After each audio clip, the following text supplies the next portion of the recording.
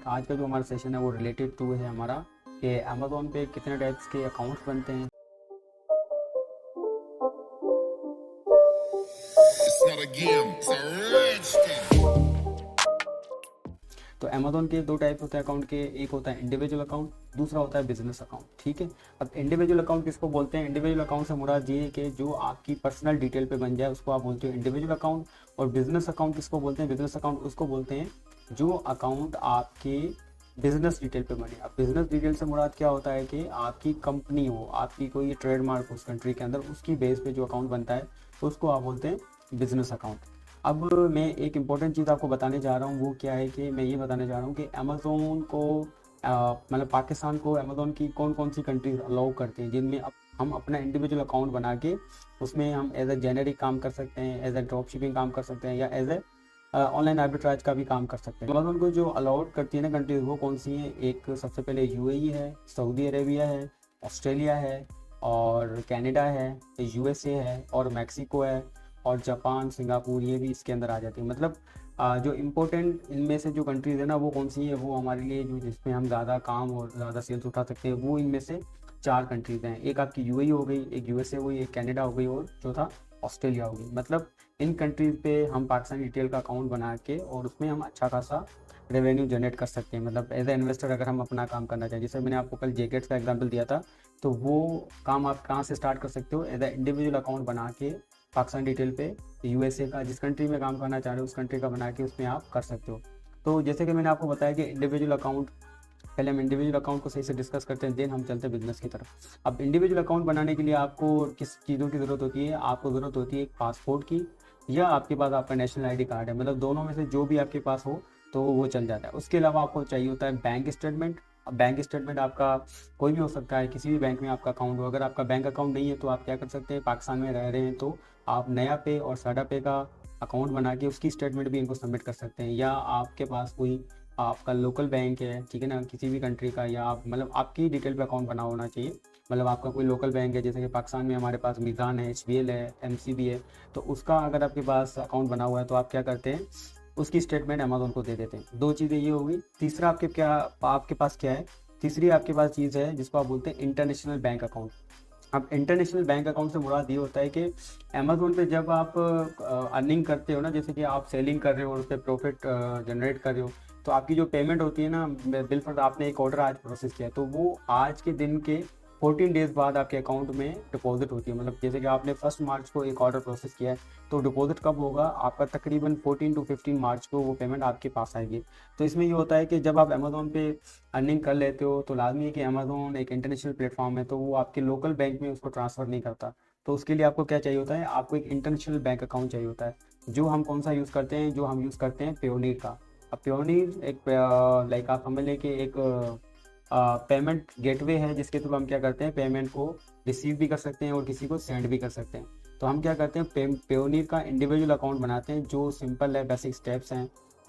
उसका हम अकाउंट बनाते हैं और क्या करते हैं, हम उसकी डिटेल पे लाइक कि जब हमारा अकाउंट बन जाता है 2 से 3 दिनों के अंदर, तो फिर हम उसको क्या करते हैं, अमेज़ॉन के साथ अटैच करते हैं।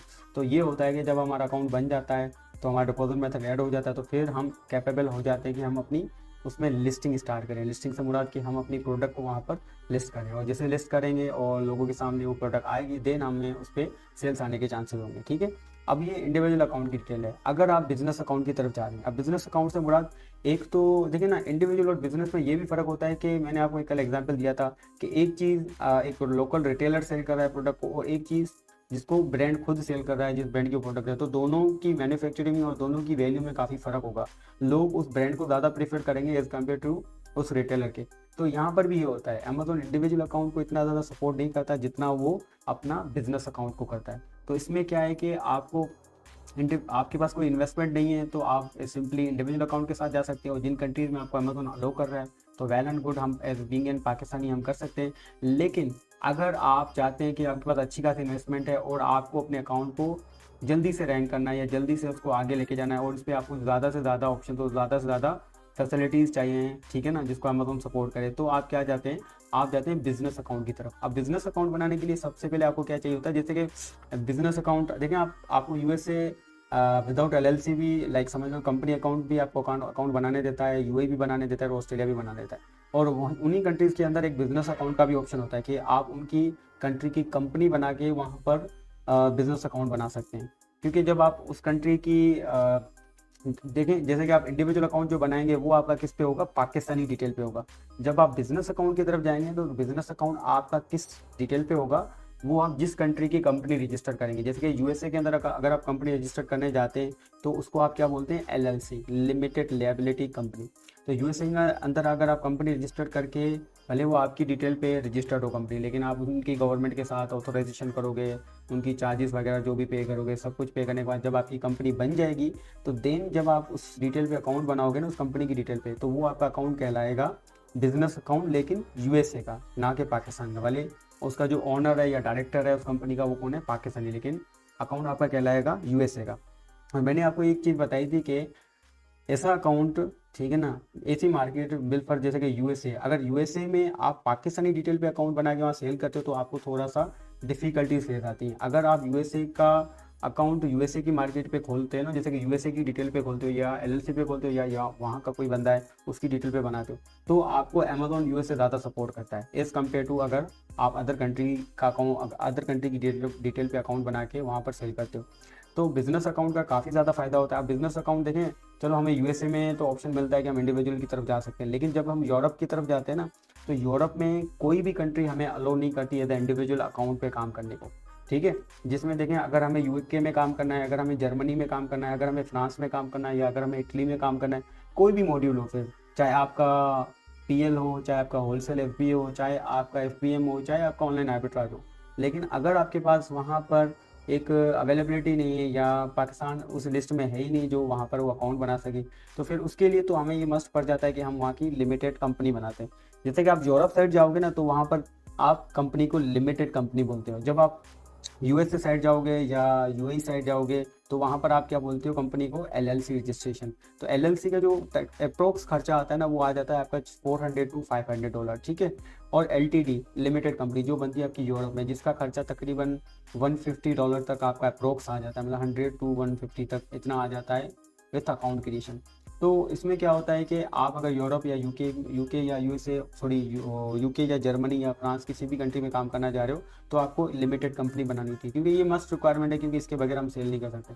तो जब आप कंट्री उस की एलटीडी साइन अप करते हो और एलटीडी बनती है, तो उसकी डिटेल पे आप अकाउंट बनाते हो, तो फिर आपको परमिशन होती है कि आप उस कंट्री में सेल कर सकते हो। क्योंकि आप जो हमारी कंट्री है ना, जैसे कि पाकिस्तान की कंट्री है, पाकिस्तान उस लिस्ट में आता ही नहीं है, मतलब यूरोप उसको अलो ही नहीं करता कि वो as a individual like Pakistani detail पे वहाँ पर एज अ सेलर आप सेल करो।